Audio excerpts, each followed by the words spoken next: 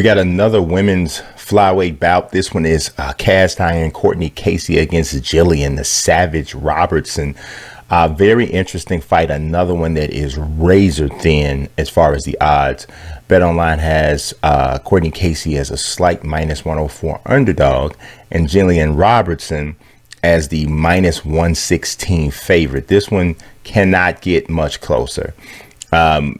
Robertson is one of the best submission girls in the division. She is just a wizard on the ground, just aggressively pursues the takedowns. Once she gets to the ground, she can get to the back very quickly and very easily. Really good at securing chokes. Her issue is she's not a good striker. Her hands and her feet are really slow. And we saw that a lot against Maycee Barber. Maycee Barber is so powerful and athletic, and she really just overpowered Robertson. Robertson got in on a high crotch, was trying to get the takedown, just could not get it because of the physical strength combined with Maycee Barber showing some good technique to fight off the takedown. And then she started raining elbows and shots from inside, and just the power was just too much, and Gillian Robertson just couldn't really compete at all in any space.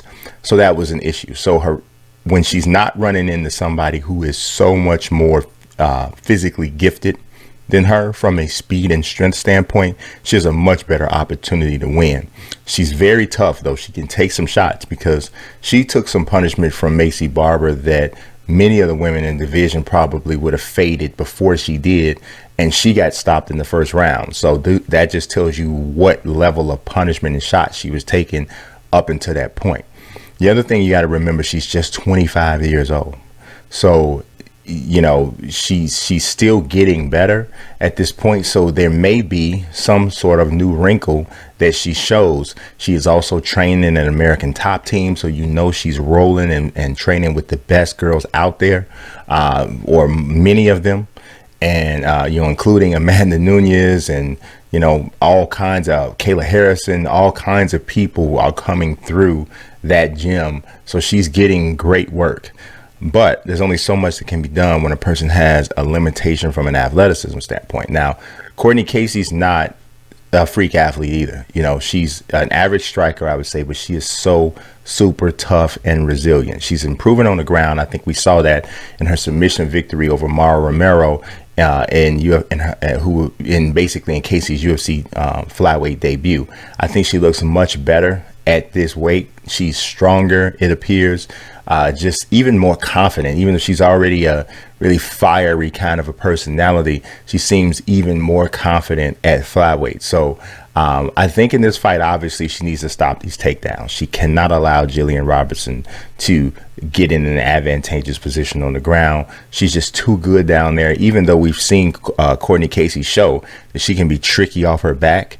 But Gillian's just not the type of opponent you want to play around with on the ground. I mean, she's just too good there. You can find yourself caught up in a situation where you're forced to submit or go out pretty quickly. So I like Gillian to get this fight to the ground ultimately, though. I just don't think that Casey has the type of power on her feet or the type of speed advantage that will prevent Gillian from getting that takedown. I think that Cortney Casey is probably more willing to accept the takedown than maybe Maycee Barber would be, because I think Cortney will probably have a little bit more confidence in her ground game, and going to the ground in her mind probably won't be the end of the world. But I still think it's a bad look for her on the ground, because I don't think she'll be able to handle. I mean, I could be wrong. We'll see. Maybe Cortney Casey has advanced so much on the ground where she's able to more than hold her own down there. But based on what I'm seeing from Gillian Robertson, based on the fact that I know she's getting crazy good work and preparation, not to take anything away from the MMA lab, which is where Cortney Casey trains, it's different. And we're already talking about somebody with Gillian Robertson, to me, that is starting from a certain point where she's already in a great place. I think this is why she's already, why she is this slight favorite.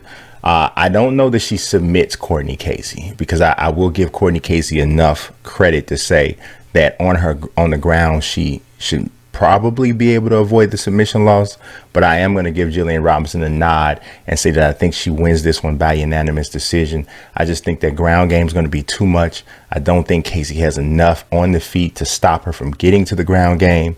And ultimately, I think that's going to be the difference in this fight. As long as Gillian doesn't try to stand too long and pull like a Chase Hooper out there, I think she'll be all right.